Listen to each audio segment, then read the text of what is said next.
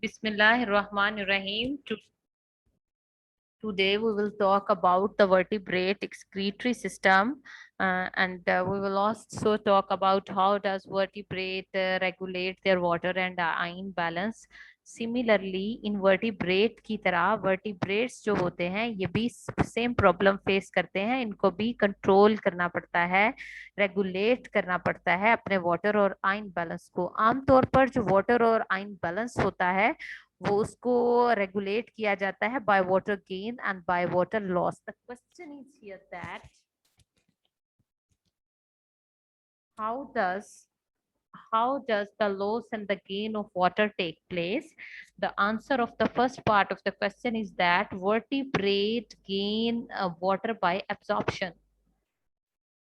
तो जो वाटर का गेन है वो अब्जॉर्प्शन के थ्रू होता है। अब ये अब्जॉर्प्शन कहाँ से करते हैं? From the liquid and the solid food. जो लिक्विड फूड लेते हैं या सॉलिड फूड लेते हैं और बॉडी के किस पार्ट में अब्जॉर्प्शन करते हैं? In the small and large intestine. The large and small intestine is a part of your digestive system. First part of question complete. And secondly, the gain of water also take place through the metabolic reaction. At the end of the reaction they yield a water molecule as an end product. Now we understand that the vertebrate also maintain their water and ion balance. How does they maintain their water and ion balance? Water is maintained by loss and gain of water. The gain of water take place through the absorption.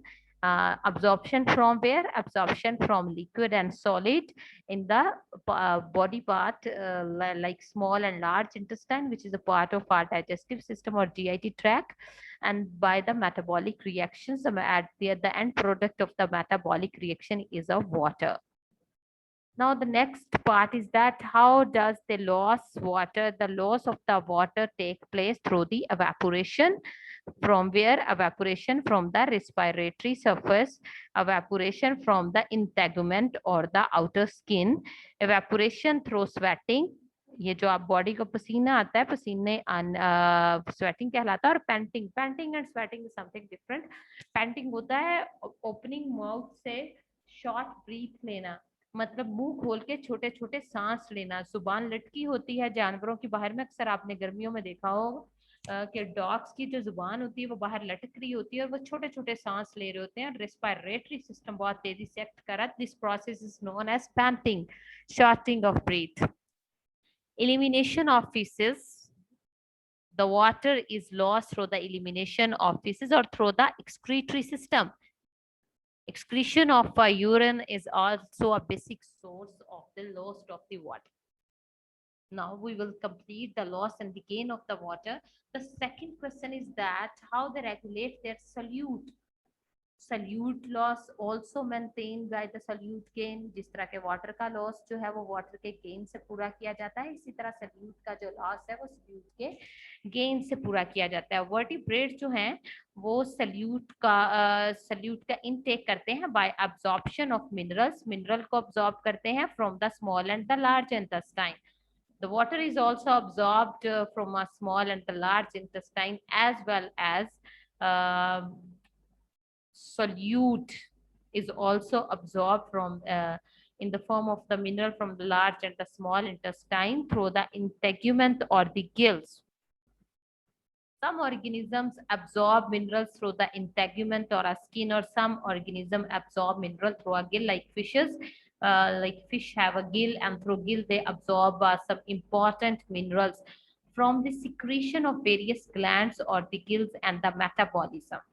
The waste products of degradative reactions, जो reactions होते हैं, breakdown के reactions होते हैं metabolism में, उसमें जब degradation होती है किसी मेटाबोलाइट की, उस रिएक्शन के नतीजे में भी सॉल्यूट को गेन किया जाता है। तो वर्टिब्रेट में जो इनटेक है सोल्यूट का वो एब्जॉर्प्शन के थ्रू होता है। एब्जॉर्प्शन होती है मिनरल्स की, कहाँ से होती है? स्मॉल और लार्ज इंटेस्टाइन के थ्रू, इंटेगुमेंट और गिल्स के थ्रू, या फिर सिक्रीशन जो बहुत से ग्लैंड सिक्रीशन करते हैं या गिल्स जो सिक्रीशन करते हैं उन सिक्रीशन के थ्रू भी सल्यूट का इंटेक किया जाता है, या फिर मेटाबॉलिज्म के थ्रू सल्यूट का इंटेक किया जाता है। तो ये था कि how does they intake the salute.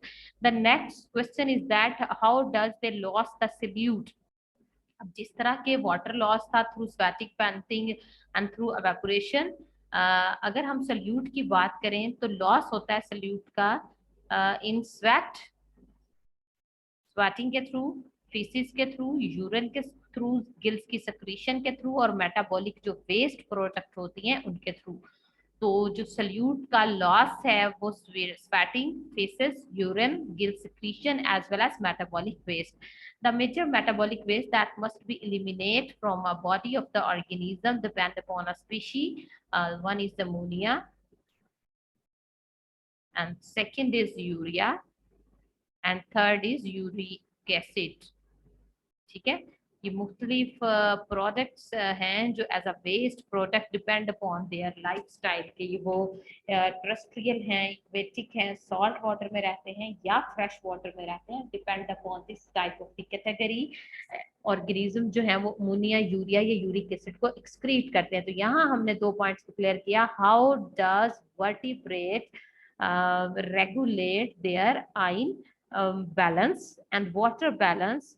तो हमने देखा ये गिव और टेक से जो है, गेन और लॉस से जो है वो वाटर और आयन और सल्यूट को जो बैलेंस करते हैं।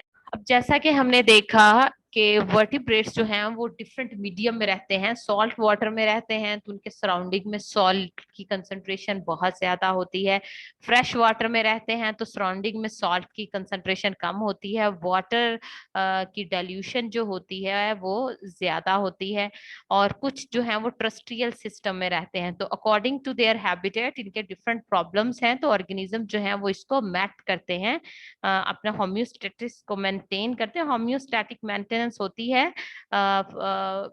अपने इंटरनल बॉडी के आयंस और इंटरनल सॉल्यूट कंसंट्रेशन को, वाटर कंसंट्रेशन को, इंटरनल जो आपका सिस्टम है उसको मेंटेन करना as compare to external environment. Body को हार्म और फ्लक्चुएशन जो है एक्सटर्नल एनवायरनमेंट की उससे प्रोटेक्ट करना और उसको मेंटेन करना होम्योस्टेसिस कहलाता है। तो होम्योस्टेसिस के थ्रू तीनों हैबिटेट में रहने वाले ऑर्गेनिजम्स जो हैं वो रेगुलेट करते हैं। नेक्स्ट हमने पढ़ा था how vertebrate achieve osmoregulation.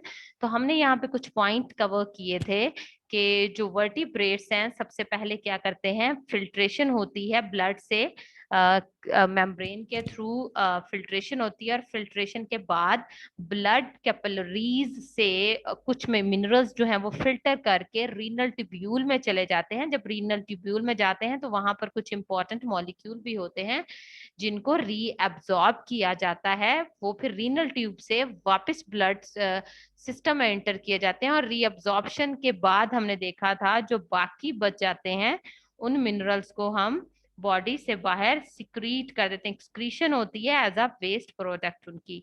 Next lecture में हम स्टडी करेंगे वर्टिब्रेट किडनी। तो हमने प्रीवियस लेक्चर में कंपैरिजन भी किया था कि how much quantity of water is gained and lost by the human on daily basis, and in a kangaroo rat over a 4 week. After a 4 week, how much quantity of the water is gained and lost by the kangaroo?